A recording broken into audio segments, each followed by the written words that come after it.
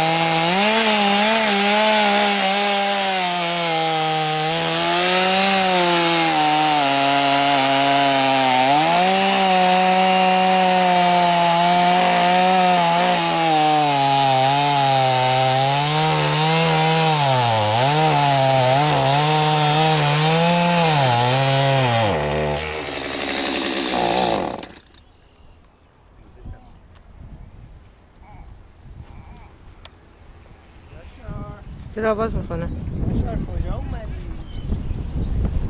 عزیزکم بعدت شب کجایی تو؟ در کجا به سر میبری ها؟ در کجا سیاره؟ الان که زمینه.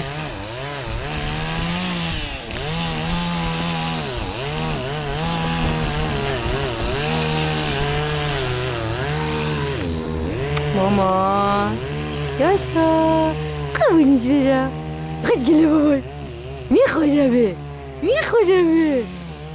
گله تو میگیرم میخورم گله خورم من میخورمه بابا خوش گلم. چقدر خاک چیز کردن خورد کردن.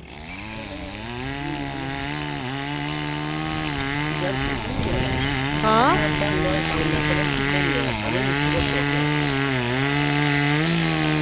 همین تکه رو ببین تا اینجا تمام شاخه‌های این پر اینجا رو ببین. کجا رو؟ تا اینجا تمام این بلوط بود. دونه دونه من همه رو بریدم. عزیز تو فیسبوک بیا برات یه صفحه بزنیم برای وود چاپینگ در تورنتو. جدی میگم. گزارش میدیم هر هفته. خیلی جالبه. اگه هایکینگ گروپ من فعال بود مثلا 5 6 سال پیش هر هفته میتونستم یک گزارش هایکینگ بذارم. مسعود البته اگه بود خب خیلی بهتر بود.